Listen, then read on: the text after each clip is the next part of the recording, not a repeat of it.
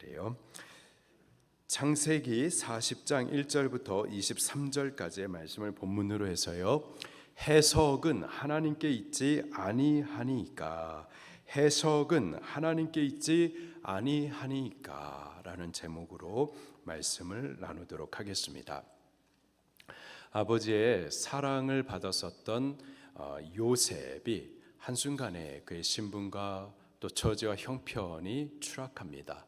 형제들의 미움을 받아가지고 은전 이집에 아라비아 상인에게 넘겨지고 또 팔려가지고는 애굽의 친위대장 보디발의 집에 종의 신분이 돼서 또 종처럼 노역을 하게 되죠. 그리고 또 그곳에서 성실히 일했었지만은 또 애매히 고난을 받고 또 누명을 입어가지고는 종의 신분이 돼서 이 친위대장의 감옥에 갇히게 됩니다. 저가 이렇게 고난을 당하는 이 모든 궁극적인 이유는 저가 꿈꾸는 자였었기 때문이죠. 하나님의 말씀을 받은 자, 하나님의 뜻 곧 구원의 일들을 이루기 위하여서 꿈을 꾸는 자였었기 때문에 그렇습니다. 하나님께서는 당신의 일들, 곧 구원의 일들을 이루어 가시기 위해서 사람을 쓰시고자 할 때 그냥 사용하시는 것은 아니고요. 우리의 모습, 이 모습대로 하나님의 일은 할 수가 없고, 우리에게 이 사명을 맡기실 때 사명을 감당하도록 하기 위해서 먼저 하나님께서 우리를 만들어 가십니다. 그 만들어 가시는 과정을 연단이라고 말을 하죠. 연단의 한자적인 뜻을 그대로 풀면은 쇠붙이를 불에 담그고 두들겨 가지고 단단하게 하는 것이라는 뜻입니다. 쇠붙이를 불에다 넣으면은요 뜨겁습니다. 뜨겁지만 그 뜨거운 과정들을 통해서 불순물들이 다 제거되는 거예요. 또 이놈을 갖다가 막 두드립니다. 아파요. 근데 아프지만 점점 단단해져서 하나님께서 쓰시기에 합당한 모습으로 만들어져 가는 거죠. 하나님께서 당신의 일들, 구원의 일들을 맡기시기 위해서, 사명을 맡기시기 위해서는 하나님께서 먼저 그렇게 우리를 연단하세요. 어떤 분에게는 질병을 통해서 연단하기도 하시고요.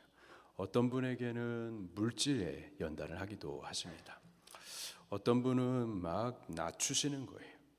여기 요셉과 같이 사람들에게 미움을 받고 또 넘겨지고 팔리고 종이 되고 죄수가 되는 등 그 신분이 처지가 그냥 한없이 추락하여서 다른 사람들 아래 발로 밟히는 등, 자존심이 완전히 밟히는 등 이런 모습을 통하여서 연단이 되기도 합니다. 그러나 그 연단의 과정을 통해서 단단하게 만들어져 가는 거예요.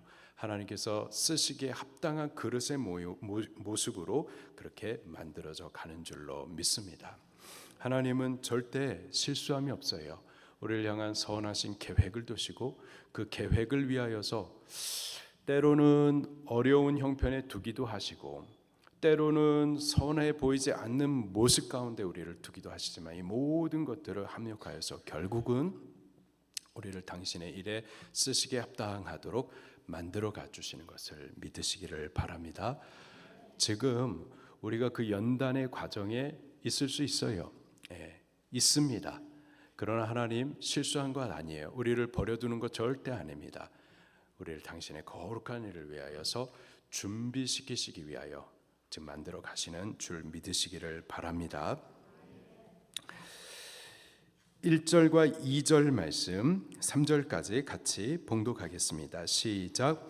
그 후에 애굽 왕의 술 맡은 자와 떡 굽는 자가 그들의 주인 애굽 왕에게 범죄한지라.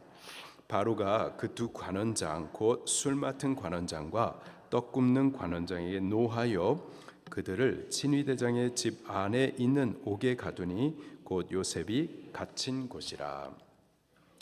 요셉은 꿈을 꾸는 자였죠. 그가 꿈꾸면 한 번이었었어요. 그러나 그 꿈과 관련된 에피소드가 총 3번 나오는데 그 두 번째 에피소드가 오늘 본문에 친위대장 보디발의 감옥에 갇혀 있던 바로 그곳에서 벌어집니다. 그 후란 요셉이 친위대장 보디발의 집에서 성실하게 일했었는데 애매히 고난을 받고 누명을 입어서, 그래서 지금 친위대장 보디발에 의하여서 감옥에 갇히게 된 바로 그 후를 말하는 겁니다. 그 후에 어떤 일이 벌어지는가 보니 애굽 왕의 술 맡은 자와 떡 굽는 자들, 그들이 애굽 왕에게 범죄함으로 인하여서 바로가 노해서 그 두 관원장을 친위대장의 집안에 있는 옥에 가두었었습니다. 자, 여기서 술 맡은 자와 떡 굽는 자, 그냥 술 따라주는 그런 허드렛 일 하는 사람, 뭐 그 정도로 생각해서는 안 됩니다. 떡 굽는 자, 그냥 왕궁 주방장, 뭐 그 정도로만 생각해서는 안 되는 거예요. 당시에는 왕들이 시해에 대한 위협을 많이 받았었죠. 실제로 많이 시해됐었고, 그 시해되는 방법들 가운데 한 가지가 음독살해였었어요. 그래서 왕이 먹는 술에다가 독을 타든지, 아니면은 그 잔에다가 독을 묻히든지, 아니면 왕이 먹는 음식에다가 독을 타서 그 독을 먹고 죽이는 방법들이 있었었다고요. 이러한 시도들이 많았었기 때문에 왕들은 술을 마시거나 또는 음식을 먹거나 할 때에 이 음식과 술들을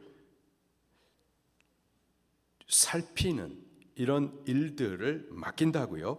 그들은 아무나 되는 것이 아니고 왕이 정말로 믿을 만한 이들, 가장 신이 많은 이들, 그들을 가장 최측근으로 두고 또 그들에게 이러한 일들을 맡기면서 그러한 일만 하는 것이 아니라 왕의 친구 노릇도 하고 또 자문도 왕이 구하고 또 국정의 논의도 하면서, 그렇게 왕이 가장 가까이 두는, 왕이 가장 신이 많은 그런 높은 관직에 있는 사람들, 이렇게 보셔야만 합니다. 어떤 분은 술 맡은 자를 오늘날에 우리나라에 비유해 볼 때 비서실장, 대통령의 비서실장 정도라고도 이렇게 말을 하기도 해요. 그만큼 왕이 신뢰하는 자, 또 영향력이 있는 높은 관직자라고 보시면 되겠습니다. 근데 그들이 왕에게 범죄했다 말하고 있어요. 그래서 왕이 노하였다 말하고 있습니다. 그들이 어떤 큰 실수를 했든지 아니면은 다른 이들의 시기로 인하여서 모함을 받았든지 왕이 심히 노했어요. 그래서 그들을 친위대장의 집안에 있는 옥에다가 가두었습니다. 자, 그런데 3절은 이렇게 말하고 있어요. 친위대장의 집안에 있는 옥에 가두니 곧, 그것이 어떤 곳이죠? 요셉이 갇힌 곳이라. 요셉이 갇힌 그곳에 이 두 관원장이 갇힌 거예요. 이게 우연일까요? 우연 아니죠. 그 집안에 있는 옥에 가두었다, 그냥 이렇게 끝난 것이 아니라 곧 요셉이 갇힌 곳이다. 성경이 그것을 일부러 드러내고 있고 강조하고 있습니다. 하나님께서 당신의 주권으로 그렇게 이 두 관원장과 요셉을 만날 수 있도록 만남을 지금 섭리해 가지고 계심을 일부러 성경이 강조하고 있는 거예요. 만남 가운데서도요, 하나님의 주권적인 섭리가 있습니다. 저하고 여러분하고 만난 거 이게 그냥 우연 아닙니다. 우리의 만남은 우연이 아니다. 하나님의 주권적인 섭리 가운데 있음을 믿으시기를 바랍니다. 그리고 이 만남도 잘 만나셔야 돼요. 하나님께서는 복을 주실 때 만남을 통하여서도 복을 주시고요, 하나님께서 당신의 사람을 만들어 가실 때 만남을 통하여서도 만들어 가시는 겁니다. 구원의 일들을 이루시기 위해서 하나님께서 그 구원의 일들을 이루어 가시는 그 과정 가운데에서도 만남의 일들을 두시죠. 우리들 가운데 이 만남의 복들이 있기를 예수님 이름으로 축원합니다. 우리 자녀들이 학교에 가서 선생님들을 만나고 또 친구들을 만나게 될 텐데, 우리 자녀들에게 좋은 만남이 되어야 돼요. 그 만남들을 위해서 기도하셔야만 할 줄로 믿습니다.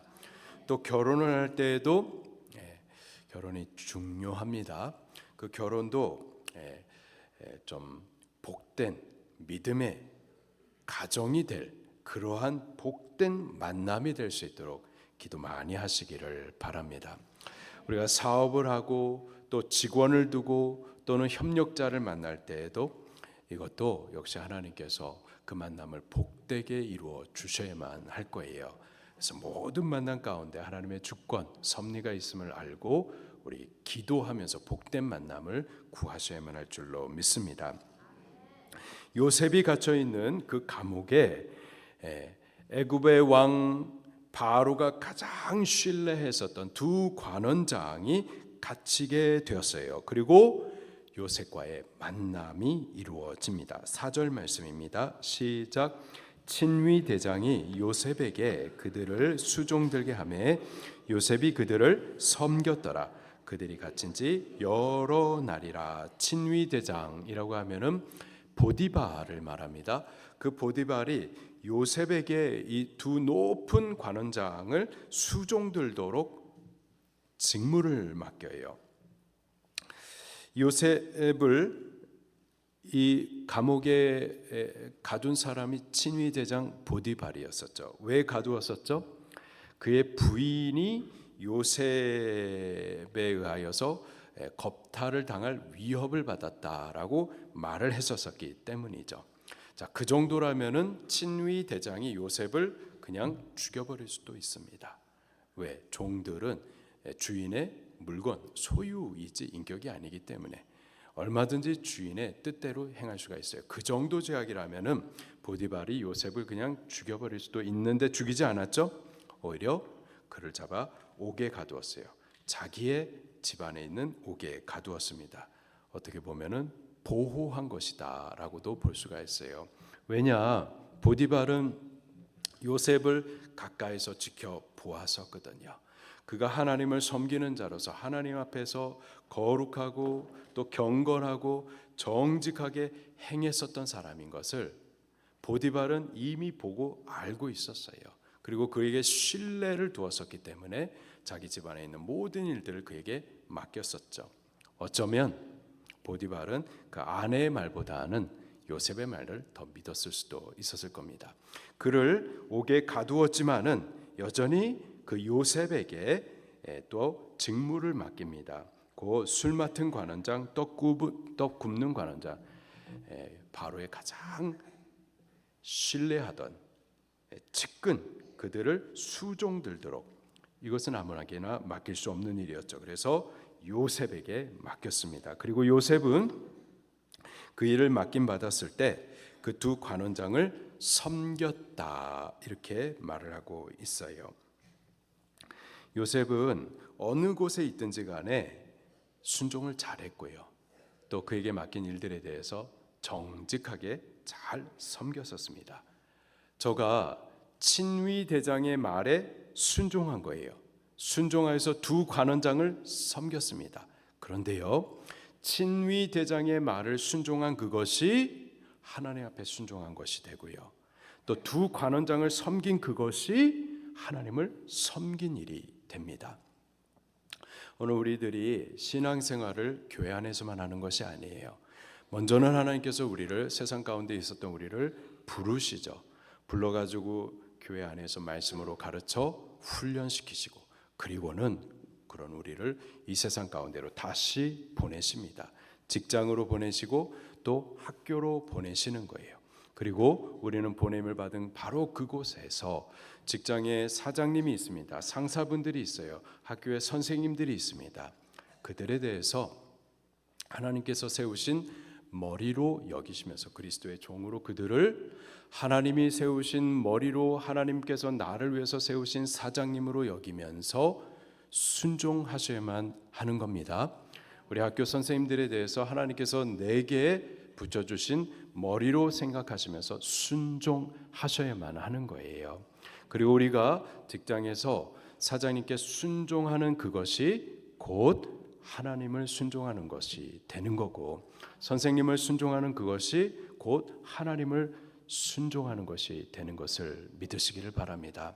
직장에서 상사가, 사장님께서 우리에게 맡기신 일들을 우리가 그리스도의 종으로서 그 맡긴 일들을 하나님께서 사장님을 통해서 내게 맡긴 일, 하나님의 일로 여기면서 그 일들을 성실히 섬겨가는 때에 그 일이 곧 하나님을 섬긴 일이 되는 줄 믿으시기를 바랍니다. 그리고요, 우리가 이 땅의 일들, 땅에서 맡김받은 그 일들을 하나님께서 주신 일로 여기면서 성실히 섬겨갈 때에, 그럴 때 그 일들이 육의 일이지만은 그 일들을 충성히 행한 이후에는 또 신령한 일들도 맡김받게 되는 것을 아시기를 바랍니다. 여기 친위대장의 이 부탁과 명령을 받아가지고 두 관원장을 요셉이 성실히 섬겼어요. 그들을 섬긴 일들이 뭐 이런 걸 거예요. 물 좀 가져와라. 야, 커피 좀 타와라. 이것 좀 누구한테 갖다 줘라. 심부름하는 이러한 보잘것없는 육의 일들을 저가 성실히 섬겼을 거라고요. 그런데 그 섬긴 일들이 나중에는요, 충실히 섬김을 받고 인정을 받자 때가 되자 신령한 일들까지도 섬기도록 맡김을 받습니다. 곧 두 간원장이 하나님으로부터 계시의 꿈을 꾸게 되는데 그 꿈에 대한 하나님의 해석을 줄 수 있는 신령한 일들을 맡김받게 되는 거죠. 이게 다윗의 경우도 마찬가지였어요. 다윗도 양치는 자였었죠. 보냄을 받아서 양치는 일들을 맡김받았습니다. 근데 그 일들, 양치는 게 무슨 신령한 일이 아닌 것 같지만, 그러나 나를 보내신 것 하나님께서 보내셨다 여기고, 내게 맡기신 일 하나님께서 내게 맡기신 일로 여기면서 성실히 일했습니다. 그래서 양들을 치는 동안에 그 양 한 마리를 빼앗기지 않기 위하여서 짐승들과 싸우고 또 사자와 싸워서 사자의 입을 찢기까지도 했었다고요. 그렇게 육의 일들을 맡긴 것을 성실히 행한 이후에는 또 신령한 일들도 맡김받습니다. 그 때가 이르자 하나님의 이름을 갖다가 망령되이 말하고 하나님의 군대를 저주했었던 골리앗, 이스라엘의 대적자, 큰 시험덩어리, 그의 입을 찢는 이러한 신령한 싸움의 승리를 할 수가 있게 되어졌고요. 양들을 쳤었었는데 이제 하나님의 나라 백성들, 그들을 통치할 수 있도록 신령한 일들까지도 맡김을 받게 되는 거죠. 먼저는 육의 일들에 대해서 맡기시고 그 일들에 대해서 충성을 다하심을 하나님께서 인정하신 이후에는 때가 되면 또 우리들에게 신령한 일들까지도 맡겨주시는 것을 믿으시기를 바랍니다. 우리를 보내신 곳, 직장이나 학교에서 우리에게 맡겨주신 일들, 그게 육의 일들이라 하더라도 하나님께서 맡겨주신 일들로 여기면서 성실히 일하시기를 바랍니다.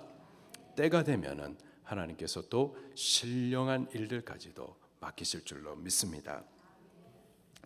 자, 그렇게 요셉이 친위 대장의 명을 받들어 가지고 두 관원장을 섬겼었어요. 5절 말씀을 같이 또 읽겠습니다. 시작. 옥에 갇힌 애굽의 왕의 술 맡은 자와 떡 굽는 자 두 사람이 하룻밤에 꿈을 꾸니 각기 그 내용이 다르더라.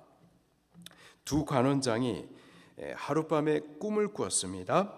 근데 각기 그 내용이 다르다.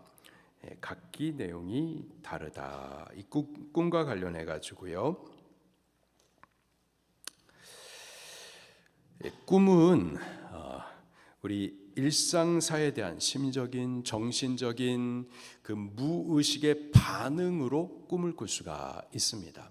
예를 들자면 우리가 어떤 일에 대해서 너무 크게 두려워하게 되면은 그게 꿈을 통하여서 계속해서 또 시달릴 수가 있습니다.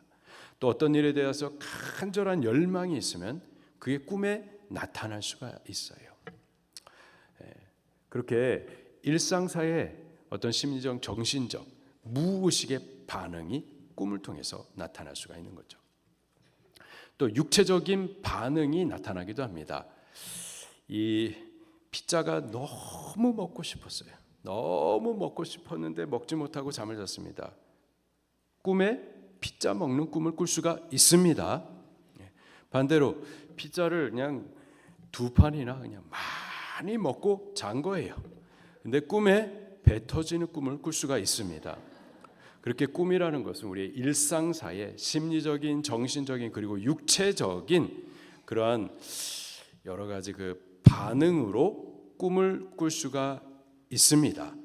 그런가 하면은 하나님의 계시의 통로로서 또 꿈을 꿀 수가 있어요. 여기 두 관원장의 경우는 하나님의 계시로서의 꿈을 꾼 겁니다. 기록하기를 각기 그 내용이 다르더라 이렇게 기록을 하고 있는데요. 개역 한글판 성경을 보니까 몽조가 다르더라 이렇게 또 기록을 하고 있고, 영어 성경을 보니까요 dream 근데 with its own meaning, 각각 의미가 있는 꿈이라고 또 번역을 해두고 있어요.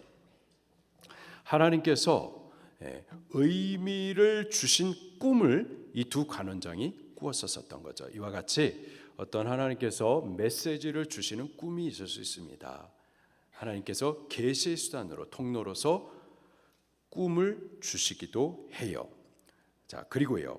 자, 이 꿈을 꾼다라고 했었을 때 꿈꾸시는 분들이 있습니다. 그렇다면 이렇게 하나님의 계시로서의 꿈을 꾸는 자들은 뭐 예수님을 잘 믿는 자야 되는가? 혹은 하나님의 꿈을 꿀 정도면 굉장히 신령한 사람인가? 꼭 그렇게 우리가 해석할 필요는 없습니다. 본문에 나오는 두 관원장, 예수님 알지 못하는 사람들이에요. 여호와 하나님 전혀 알지 못합니다. 저들이 여호와 하나님을 찾고자 막 노력하다가 그래서 하나님의 꿈을 꾼 것인가? 전혀 그렇지 않아요. 믿음과 또 신령함 상관이 없을 수가 있습니다. 41장에 보면은 예굽의 왕 바로도 역시 꿈을 꾸죠. 꿈을 꿉니다. 바로도 역시 여호와 하나님을 알지 못하던 사람이에요. 저가 여호와 하나님을 알고자 추구하고 기도하다가 꿈을 꾸었느냐? 전혀 그렇지 않습니다. 다니엘 2장에 보게 되면은 바벨론의 왕이었었던 느부갓네살 왕도 역시 꿈을 꾸죠. 그는 꿈을 앞으로 하나님께서 이루어 가실 그 제국들, 어떠한 제국들이 세워질 것들에 대하여서 이런 예언적인 꿈을 꾼다고요. 그래서 그 느부갓네살 왕이 여호와 하나님을 잘 믿거나 혹은 신령해가지고 그런 꿈을 꿨느냐? 전혀 상관없습니다. 꿈 자체로는 신령해요. 하나님이 주신 꿈이기 때문에. 그러나 그 꿈을 꾸는 자가 신령한 자다, 꼭 그렇게 해석할 필요는 없는 거예요. 누구라도 꿈을 꿀 수가 있어요. 자, 마지막으로 계시로서의 이 꿈, 하나님이 당신의 메시지를 꿈을 통해서 주실 수가 있습니다. 때문에 꿈은 계시의 수단, 계시의 통로인 거죠. 자, 그런데 오늘날에는 하나님께서 당신의 메시지를 우리에게 주실 때에 그 계시의 수단으로서 우리에게 여러 가지 방법들 가운데 가장 크고 확실하고 또 완전하고 특별한 계시의 수단을 주셨는데 곧 기록하신 하나님의 말씀인 성경인 겁니다. 우리는 이 성경을 통해서 꿈으로 또는 환상으로 보여주셨던 하나님의 뜻들을 성경을 통해서 볼 수가 있는 거예요. 노아나 족장시대에 하나님의 말씀을 음성으로 들었었던 그들처럼 우리는 기록된 하나님의 말씀을 통해서 하나님의 음성을 들을 수도 있는 겁니다. 그렇다면 하나님께서 우리에게 주신 기록된 하나님의 말씀, 우리에게 특별하고 완전한 계시, 그리고 계시의 결정판으로 주신 이 성경을 주셨기 때문에 이제 더 이상 꿈과 환상은 다 끊어진 것이냐? 여전히 하나님께서는 꿈을 통해서도 환상을 통해서도 또는 음성을 통해서도 당신의 메시지를 주세요. 주시지만 성경과는 좀 다른 겁니다. 성경은 하나님의 말씀으로서 진리로서 주신 계시이고요. 그러나 지금도 꿈과 환상을 주시지만 그것은 진리로서의 꿈이나 환상이 아닙니다. 진리라고 하면은 모든 사람들에게 주시는 말씀이에요. 그리고 시대를 초월하고 문화를 초월하고 변하지 않는 것이 진리예요. 그러나 지금도 하나님께서 꿈과 환상을 통해서 메시지를 주시지만 그 메시지는 모든 사람에게 주시는 것이 아니라 어떤 특정한 한 사람에게, 그리고 항상 진리로 변함없이 계속 있는 것이 아니라 그때 그 상황에게, 그 사람에게만 주는 하나님의 메시지인 겁니다. 이해가 되시죠? 그리고 속을 수도 있고요. 그리고 그것도 완전한 것이 아니라 굉장히 부분적인 거예요. 그래서 우리가 그것을 들을 때에 우리의 한계가 있음을 알고 부분적으로 받은 것임을 알고 그것을 전적으로 너무 신뢰하거나 의지하거나 그래서는 또 안 되는 겁니다. 우리는 무엇보다도 우리에게 기록해 주신 하나님의 말씀, 우리에게 특별하게 또 완전한 계시로, 모든 계시들 가운데 가장 큰 계시로 주신 성경을 더욱 존중하고 철저히 성경에 의지하고 성경을 통해서 하나님을 가까이 만나고 보고 듣고 그분과 교제할 수 있기를 예수님 이름으로 축원합니다. 아멘. 자, 그렇게 이 두 간원장이 꿈을 꿨어요. 6절 말씀입니다. 시작. 7절 요셉이 그 주인의 집에 자기와 함께 갇힌 바로의 신하들에게 물어 어찌하여 아멘. 두 간원장이 꿈을 꾸었는데 그 꿈을 해석할 수가 없었습니다. 분명히 꾼 꿈이었고 메시지가 있는데 이 꿈이 생각 가운데서 잊혀지지가 않는 거예요. 꿈을 꾸기는 했는데 해석할 수가 없어서 근심했었던 거죠. 8절입니다. 시작.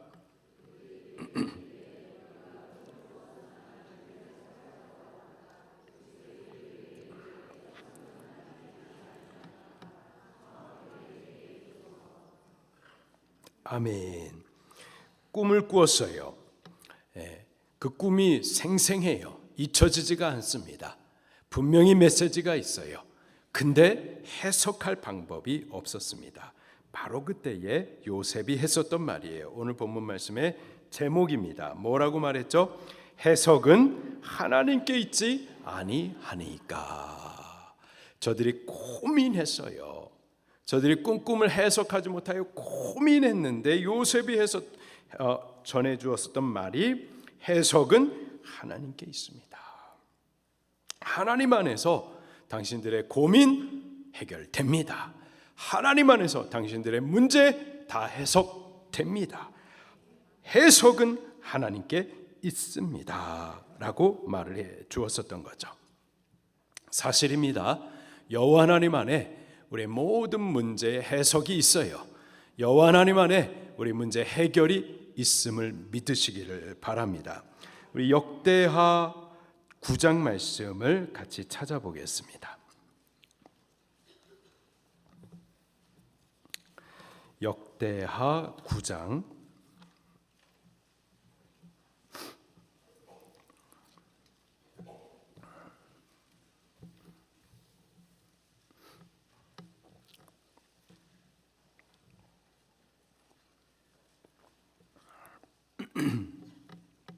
역대하 9장 1절 말씀을 같이 봉독하겠습니다. 시작. 스바 여왕이 솔로몬의 명성을 듣고 와서 어려운 질문으로 솔로몬을 시험하고자 하여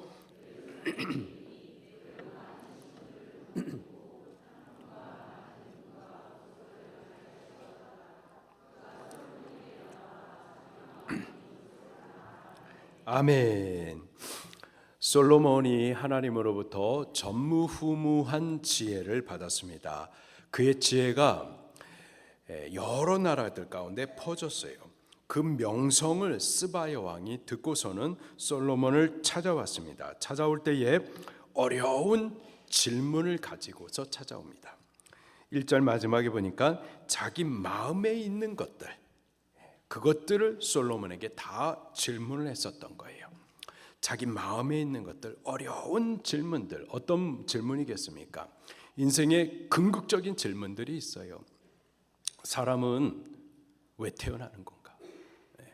그리고 왜 죽는 건가? 이 죽음은 언제부터 시작이 되는 건가? 또 죽음 이후에는 어떻게 되는 건가?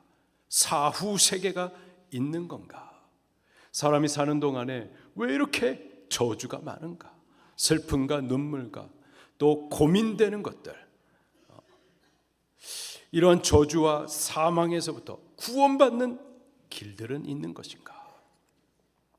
여러 가지 질문들, 마음에 묵어두고 있었던 것들, 그러나 그것에 대해서 해석을 찾지 못하고 방법을 찾지 못했었던 이 모든 것들을 가지고서 솔로몬을 찾아온 거예요. 그리고 이 모든 질문들을 솔로몬에게 던져 주었었던 거죠. 2절 말씀입니다. 시작. 솔로몬이 그가 묻는 말에 다 대답하였으니 솔로몬이 몰라서 대답하지 못한 것이 없더라. 솔로몬이 그가 가진 모든 질문들, 저 마음에 있었던 담아두었었던 것들, 인생의 궁극적인 그 문제들, 저주, 사망, 죄 문제, 사후 세계의 문제, 이런 모든 문제들에 대해서 솔로몬이 다 대답해 주었었고 대답하지 못한 것이 없었어요. 솔로몬 안에 모든 질문들에 대한 해석이 있었었고, 그리고 모든 그 문제에 대한 답들을 얻어낼 수가 있었었죠. 솔로몬에게 있었었던 이러한 지혜, 그 누가 주신 거죠? 여호와 하나님께서 주신 지혜였었습니다. 이 솔로몬은 하나님으로부터 지혜를 받은 지혜의 왕이었었고요, 앞으로 오실 지혜의 왕이신 예수 그리스도를 예표하는 자였었죠. 이 솔로몬의 이름은 샬롬, 평화라는 뜻의 단어에서 온 남성형 이름이죠. 샬롬, 샬롬몬, 곧 지혜의 왕이란 뜻입니다. 곧 지혜의 왕이신 예수 그리스도를 예표해 주는 자가 바로 솔로몬입니다. 솔로몬, 그가 하나님으로부터 받은 지혜로 인생의 모든 궁극적인 질문들, 사람들 스스로 해석하지 못하고 해결해 주지 못하는 그 인생의 문제들을 솔로몬에게 나왔을 때 다 해결받았었던 것처럼 우리 인생의 모든 문제들을 솔로몬이 예표하는 바 지혜왕, 참 평화의 왕이 되시는 예수 그리스도 앞에 올 때 모든 인생의 문제 해석이 그분 안에서 답을 받을 수 있는 줄 믿으시기를 바랍니다. 우리 인생의 문제는 결국 죄의 문제예요. 죄 때문에 우리가 이 땅 사는 동안에 슬픔도 눈물도 또 근심도 두려움도 있는 거고, 죽음도 있는 거고, 죽음 이후의 영원한 사후의 세계 지옥도 있는 겁니다. 자, 그런데 예수님은요, 우리 인생의 궁극적인 문제인 그 죄 문제를 해결하신 분이십니다.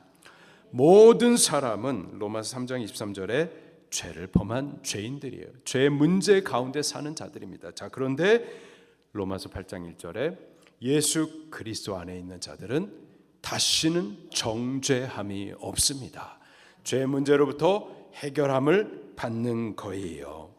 예수님 안에 해석되지 않는 인생의 문제 없습니다. 예수님 안에 해결받지 못하는 문제 없어요.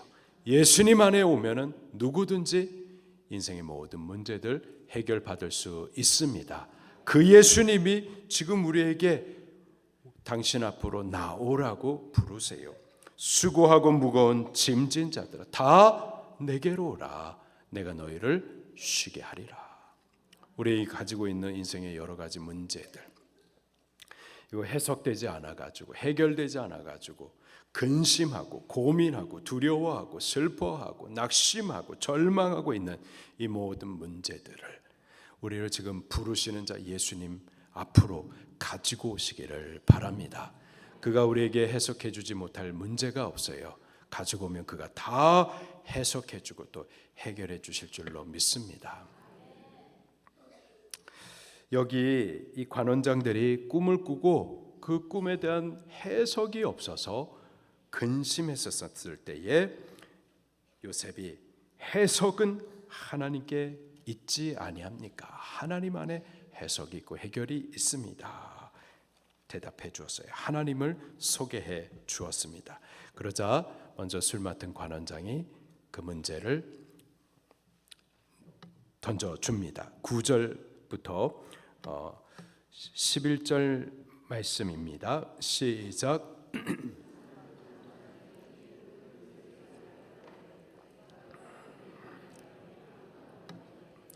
그 나무에 새 가지가 있고 싹이 나고 꽃이 피고 포도송이가 익었고 내 손에 바로의 잔이 있기로 내가 포도를 따서 그 즙을 바로의 잔에 짜서 그 잔을 바로의 손에 들였노라. 이렇게 저가꾼 꿈을 요셉에게 생생하게 기억한 대로 전해 주었습니다. 그 꿈을 듣자마자 요셉이 하나님의 영으로 충만하여서 하나님의 지혜로 해석해 줍니다. 12절부터 15절까지 같이 봉독하겠습니다. 시작. 그 해석은 이러하니 세 가지는 사흘이라. 지금부터 사흘 안에 바로가 당신의 머리를 들고 당신의 전직을 회복시키시리니 당신이 그 전에 술 맡은 자가 되었을 때에 하던 것 같이 바로의 잔을 그의 손에 드리게 되리이다. 해석해 주었어요.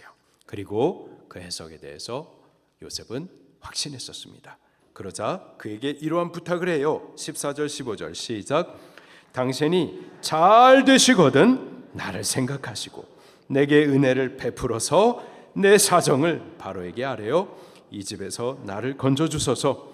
나는 히브리 땅에서 끌려온 자요 여기서도 옥에 갇힐 일은 행하지 아니하였나이다. 잘 되실 텐데 잘 되실 때 날 좀 기억해 주세요. 내게 은혜를 베풀어 주세요. 내가 여기 갇혀 있지만은 여기 갇힐 만한 죄를 범한 자가 아니고 나는 히브리 사람으로 여기에 애매한 고난을 받아 끌려온 자인데 날 좀 기억해 주세요라고 부탁을 합니다. 자, 이렇게 꿈에 대한 좋은 해석을 해주자 옆에 있었던 떡 굽는 관원장도 역시 그 꿈을 요셉에게 던져줍니다. 16절 17절 시작. 떡 굽는 관원장이 그 해석이 좋은 것을 보고 요셉에게 이르되 나도 꿈에 보니 흰떡 새 광주리가 내 머리에 있고 맨 윗 광주리에 바로를 위하여 만든 각종 구운 음식이 있는데 새들이 내 머리에 광주리에서 그것을 먹더라.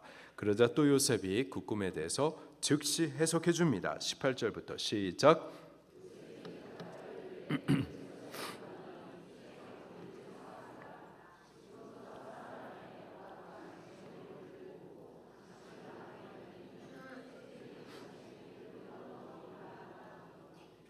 아멘.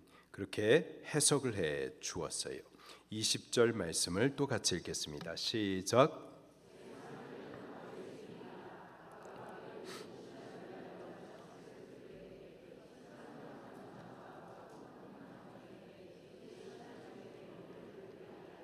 아멘. 21절 22절 말씀도 계속해서 봉독할게요. 시작.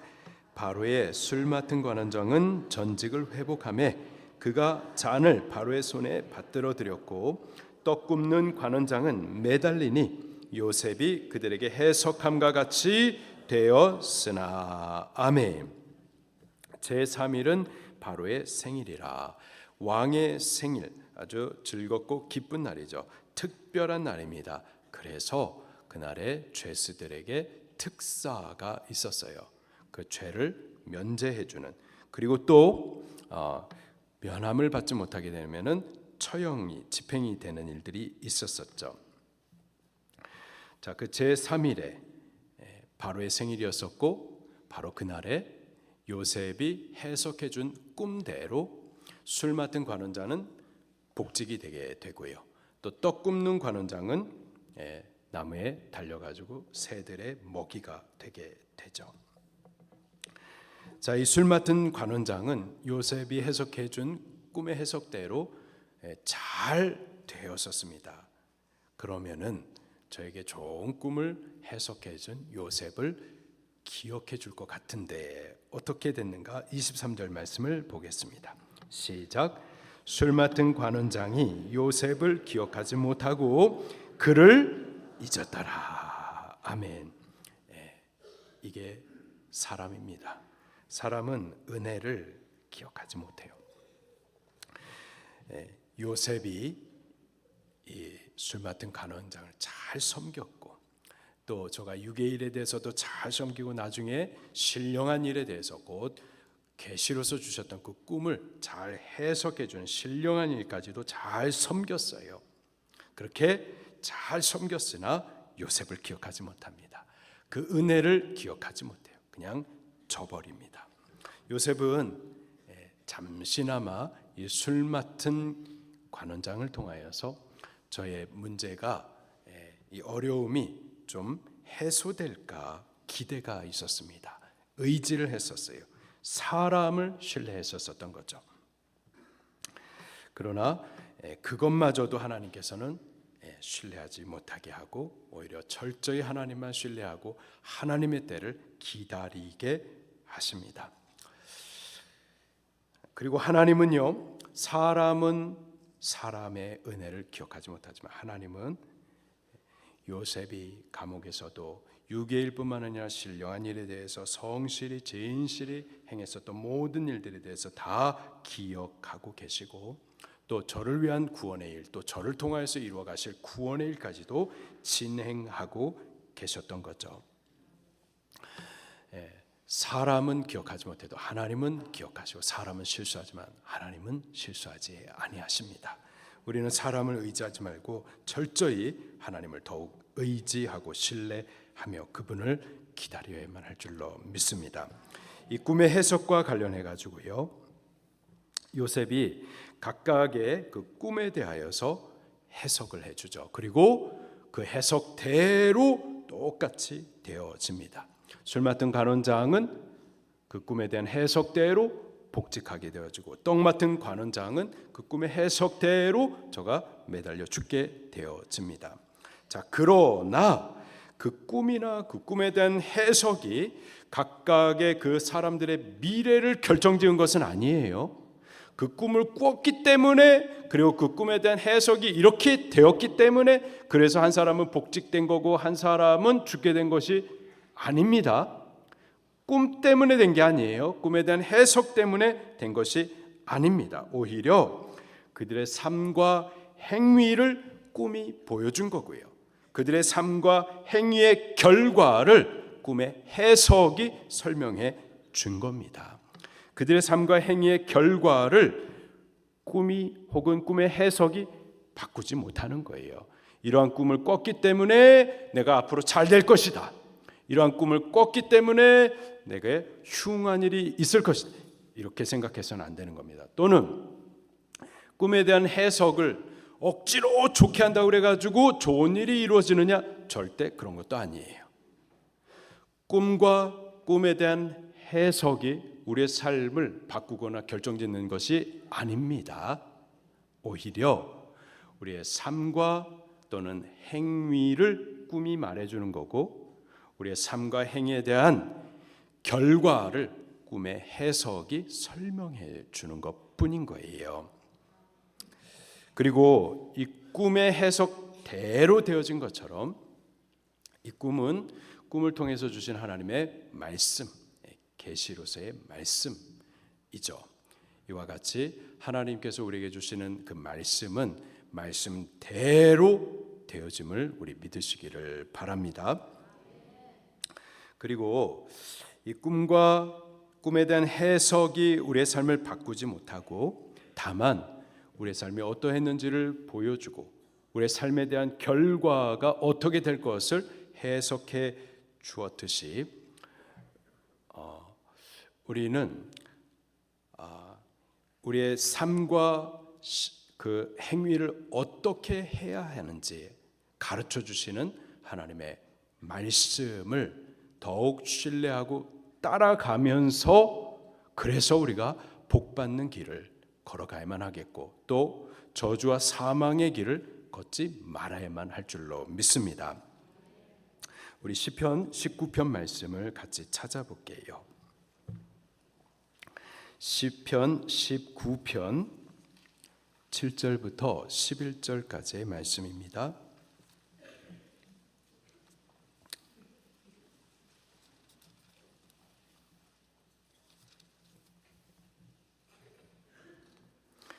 시편 19편 7절부터 11절까지의 말씀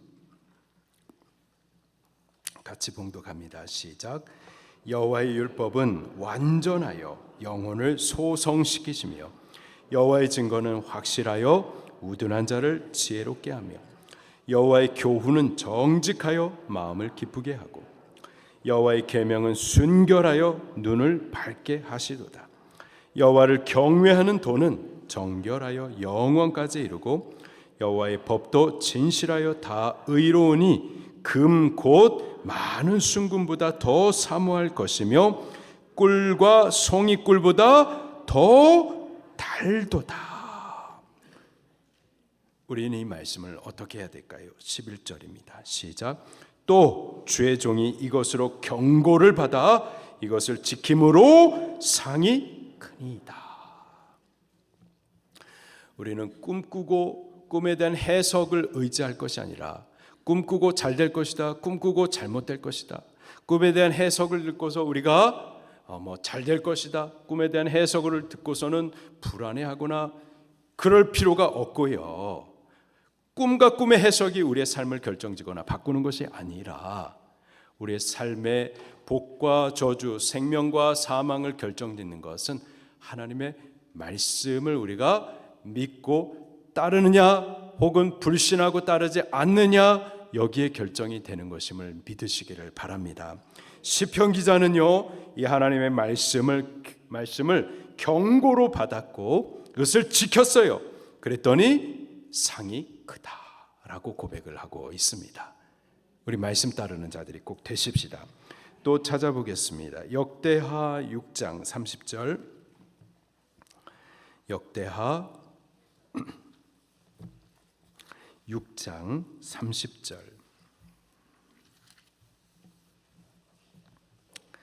시작. 주는 계신 곳 하늘에서 들으시며 사유하시되 각 사람의 마음을 아시오니 그의 모든 행위대로 갚으시옵소서. 주만 홀로 사람의 마음을 아심이니이다. 행위대로 곧 그가 말씀을 믿고 따르는 대로 상을 베푸시고 믿지 아니하고 따르지 않는 대로 그에게는 징벌이 임하는 겁니다. 또 요한계시록 2장 23절 말씀도 같이 찾아서 읽겠습니다.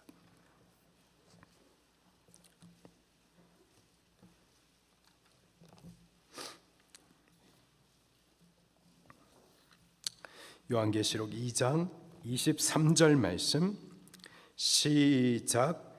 또 내가 사망으로 그의 자녀를 죽이리니 그 모든 교회가 나는 사람의 뜻과 마음을 살피시는 자인 줄 알지라.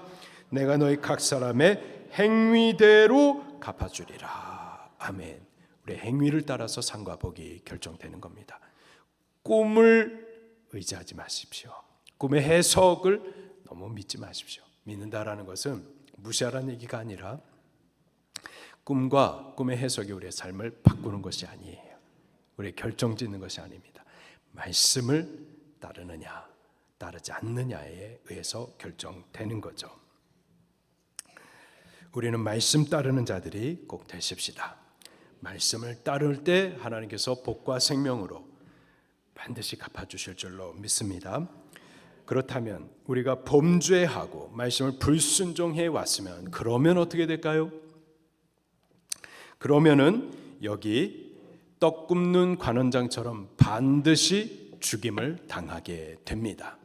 그 행위대로 반드시 하나님께서 죄삭대로 사망을 반드시 주실 거예요. 자, 그러나 여기 떡 굽는 관원장은 그의 행위대로 저가 죽임을 당했지만은 그러나 우리들도 범죄했고 또 우리의 행위대로라면은 하나님 앞에 심판받아 죽어야만 하지만 우리에게는 죄 사함의 은혜를 베풀어 주십니다.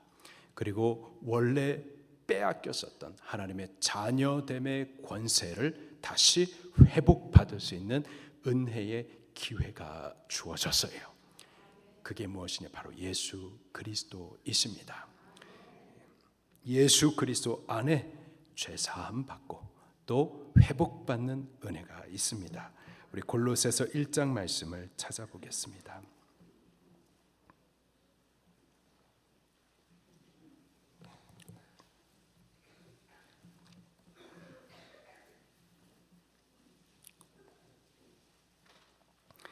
골로새서 1장 14절 말씀입니다. 시작. 그 아들 안에서 우리가 속량 곧 죄사함을 얻었도다. 할렐루야. 예수님 안에서는 여기 떡 굽는 관원장처럼 반드시 죽어야 할 죄인이라 하더라도 그 죄의 사함을 받는 은혜가 있습니다. 또 예수님의 피가 우리의 모든 죄를 사하세요. 깨끗게 하십니다. 히브리서 9장 말씀을 또 찾아서 읽겠습니다. 히브리서 9장 22절 말씀입니다. 시작. 율법을 따라 거의 모든 물건이 피로써 정결하게 되나니 피 흘림이 없은즉 사함이 없느니라. 또 말씀 찾아보겠습니다. 마태복음 26장 28절입니다. 마태복음 26장 28절.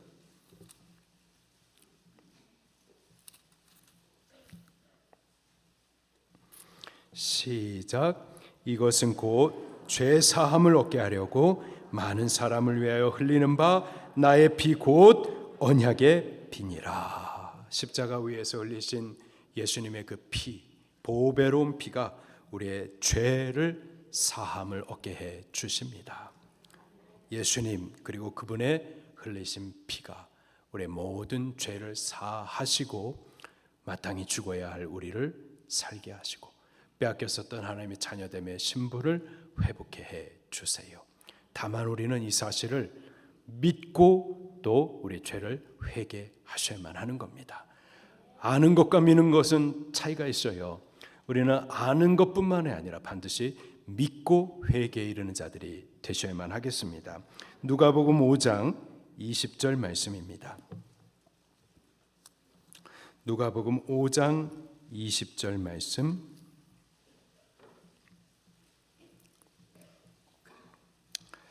시작. 예수께서 그들의 믿음을 보시고 이르시되 이 사람아 내 죄 사함을 받았느니라.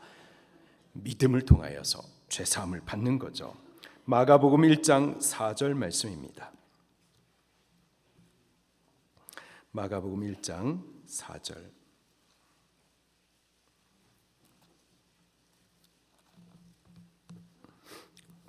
시작. 세례 요한이 광야에 이르러 죄 사함을 받게 하는 회개의 세례를 전파하니. 믿고 회개하셔야만 하는 거예요. 사도행전 3장 19절 말씀입니다.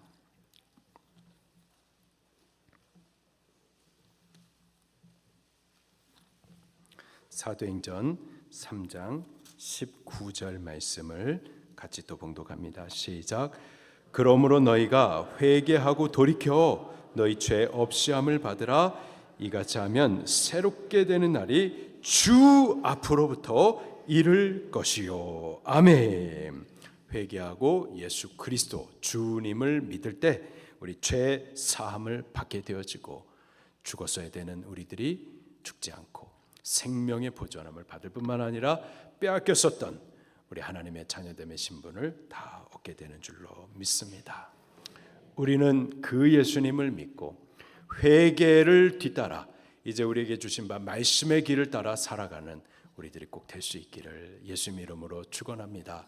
말씀의 길을 따라가는 동안에는요 우리의 꿈과 꿈에 대한 해석은 확실해요. 평화입니다. 생명이고 복인 줄로 믿으시기를 예수님 이름으로 축원합니다. 말씀 붙들고 통성으로 기도하시겠습니다.